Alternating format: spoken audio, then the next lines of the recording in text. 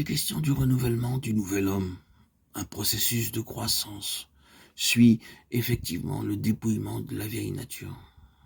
Toute colère, toute animosité, toute malice, toute moquerie, toute parole déshonnête doivent être rejetées.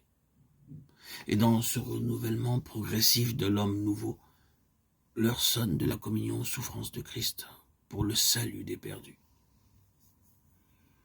Alors, l'être intérieur tout entier, animé des compassions de Dieu, sera peut-être amené à plaider pour une nation comme Jérémie, ou bien à travailler la formation de Christ dans les âmes comme l'apôtre Paul, ou encore à manifester l'amour de Dieu envers les autres, à être bon, compatissant, à pardonner comme Dieu nous a pardonné en Christ, Éphésiens 4:32.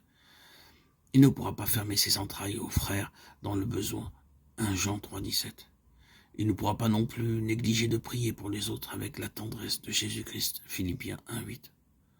Enfin, il est prêt à donner sa vie aux frères, à exercer la miséricorde envers tous.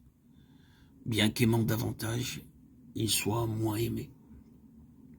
Comment cela se peut-il faire? Par la foi.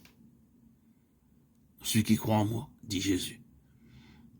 Il y a là une foi qui unit celui qui croit en son Sauveur.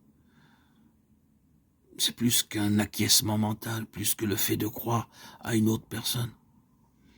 Quand j'aurai été élevé de la terre, dit Jésus, j'attirerai tous les hommes à moi. Jean 12, 32, 33. Ainsi, le Seigneur sur la croix attire le racheté qui croit en lui. Et le sauvé est uni au Sauveur en sa mort.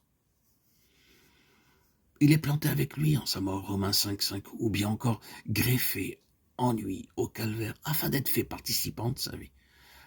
Une seule vie désormais pour la greffe et la plante où elle a été insérée.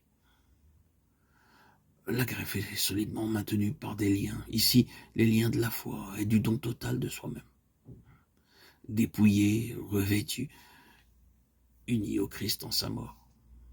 Désormais, une même plante avec lui, fait participant de sa vie, la vie divine. Telles sont les étapes par lesquelles le Saint-Esprit conduit le racheté. Dès lors, des fleuves d'eau vive coulent de celui-ci, en réalité de Jésus, car le racheté est une même plante avec son Sauveur, celui qui est la vie. Uni au cœur brisé du Sauveur en faveur d'un monde perdu, le racheté est constamment livré à la mort pour l'amour de Jésus, afin que la vie de Jésus puisse être manifestée dans sa chair mortelle. La mort agit en nous, mais la vie en vous, dit l'apôtre. La vie du Christ en abondance en faveur des autres. C'est du cœur que procèdent les sources de la vie, écrit Salomon. Et ceci est magnifiquement illustré par l'amour dont nous sommes aimés, et comme enveloppés.